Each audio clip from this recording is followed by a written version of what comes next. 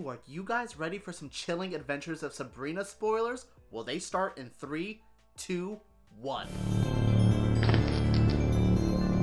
Hello everyone and welcome to my channel. My name's EJ Marino and this is About Last Night. We are diving into some major spoilers. Again, I've tried to warn you. Yes, we are talking about Chilling Adventures of Sabrina Part 3 spoilers.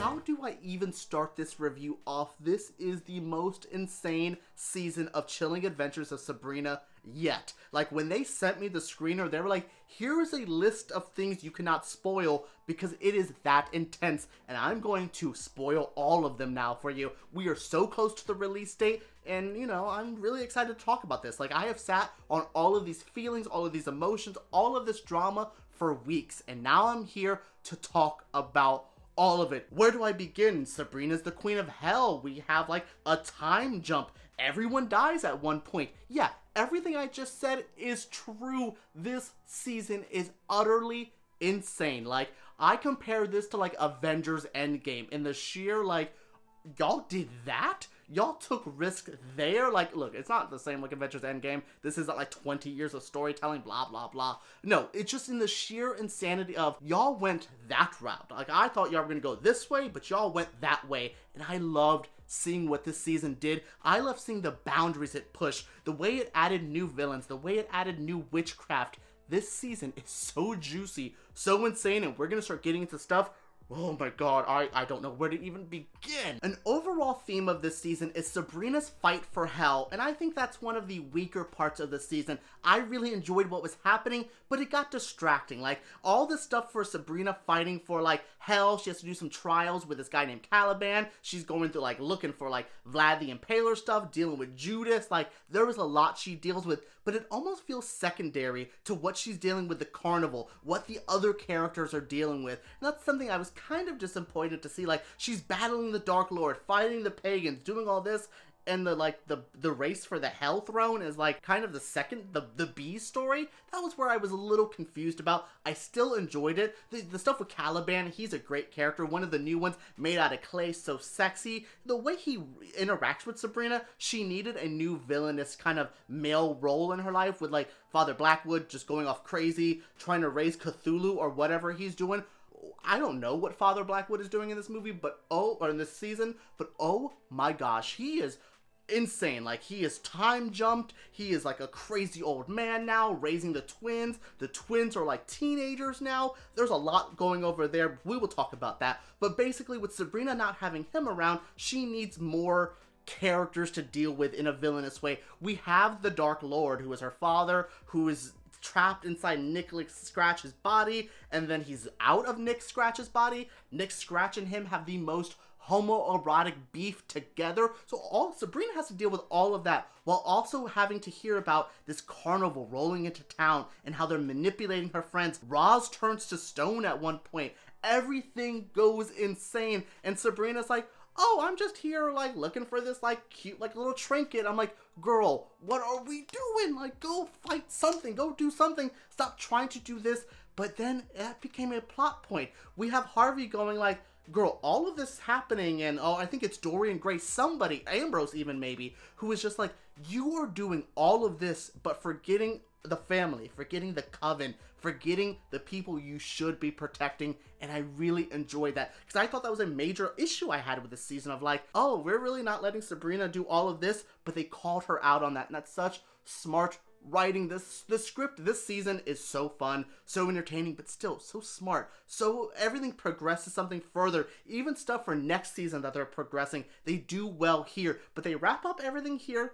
Almost everything, like Father Blackwood like raises like a Cthulhu monster, maybe, who knows. He goes to like Loch Ness, gets a bubble with a monster in it that can maybe time travel. I wish I could spoil that more for you guys, but I don't know what the hell that storyline was. That was the weirdest one, I think, this whole season. In my non-spoiler review, I talked about the last 3 episodes of this show being insane, and I was not lying. It just basically goes insane with the moment, you know how Wardwell and Madam Satan are like separated now. Wardwell is here, she's her own woman again, and is very confused, and we have Lilith manipulating her, with the Dark Lord manipulating her. She basically gets manipulated into shooting Zelda.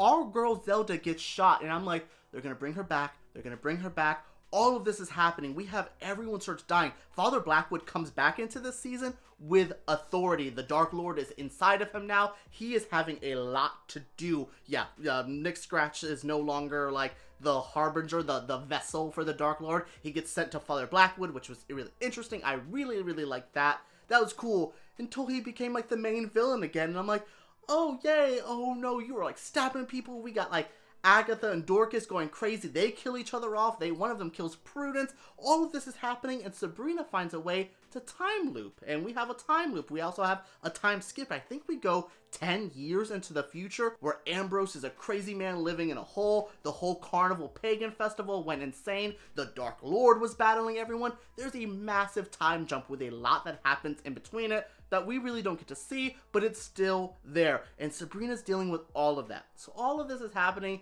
We have our girl Zelda shot. Things are starting to come back together. Oh, Zelda comes back to life, stabbed through the chest by a Blackwood.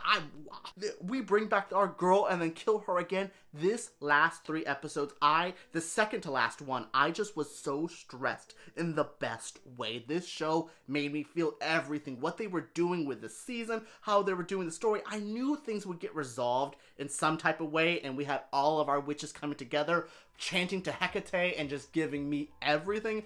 I love that. I mean, Zelda, I couldn't even talk about her in my non-spoiler review because I knew the moment her name came out of my lips, I would just be like, I have to talk about everything she does. She is like, look, she's still not my favorite character. I love her so much. I love me some Hilda a little bit more, but Zelda proves she is that bitch this season. Oh, sorry, that witch this season. So good. What she does and how she saves everyone and comes back. It reminds me a lot of, remember that in the first season where they're doing the exorcism and she comes and says, oh, y'all need some real witches help. She does that this season and brings Hilda back to life. That goes, Hilda starts messing with, oh, we'll talk about how they all fight the coven, the pagan coven, because that is so good. Hilda, again, coming in being a badass. If you've seen the trailer or if you've seen the season by now, you know about that carnival that rolls into town, but you may not know that they're dark, pagan, old gods. Like, they don't even worship the Dark Lord. They're from before that time period.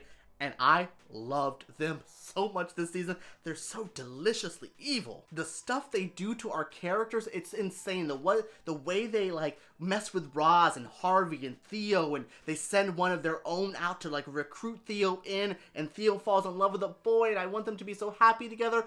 Theo gets a boyfriend. I'm so happy about that, and he turns out to not be a scumbag, which was pretty obvious. Like, once you know, if you know that character, the one that like goes to work with people but ends up falling in love with them, he does, and he ends up loving this new family he found, and I really like that. So the coven is, the pagan coven's here. They're doing some bad stuff, hurting all our people. We have the time loop. Then we get to that final episode where our coven, they go, you know what?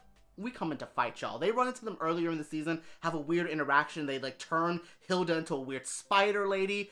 The Hilda Spider Lady storyline, I don't even want to talk about it because it frustrates me because it felt weird, but it led to some badass moments where Hilda said, Spider Lady, you wanted to mess with me? She makes a voodoo doll of her and snaps her into place. That is the goriest scene of the whole season. Like, it is nasty the way Hilda just turns this hoe into a ball. I wish she would have dunked on her and said, bye, don't mess with me or my family ever again. That's the whole message. Like, the way Zelda handles them, the way Sabrina, they say, nah, you ain't messing with us no more. And I love our coven when they get to do that. I love when these women and the men, I mean Harvey, Nick Scratch, all of them get to play a good role, but I love seeing them just come together and be a real family, be a real coven. And that's what this show is all about. Besides doing a 10-minute video on the homoeroticism of Nick Scratch and the Dark Lord and how gay that was, I'm gonna have to wrap up this video because I could just talk about this show till the cows come home. This was such a jam-packed, intense season. Sorry my thoughts are all over the place, but this season just left me so just confuzzled. Like, I feel so many things, but overall I feel happy that I got to share all of my spoiler feelings for the Chilling Adventures of Sabrina Part 3. What did you guys think of this review? What do you guys think of Sabrina? If you spoiled yourself by watching this video, that's your fault. You should have watched the season first. But if you have seen the season, what did you guys think of this season of Sabrina? What do you guys think of my review? Let me know down in the comments below. Subscribe to my channel because I make videos like this every single week. And give me a thumbs up because YouTube takes those way too seriously. Alright, let's talk about Sabrina and we can talk about spoilers down below.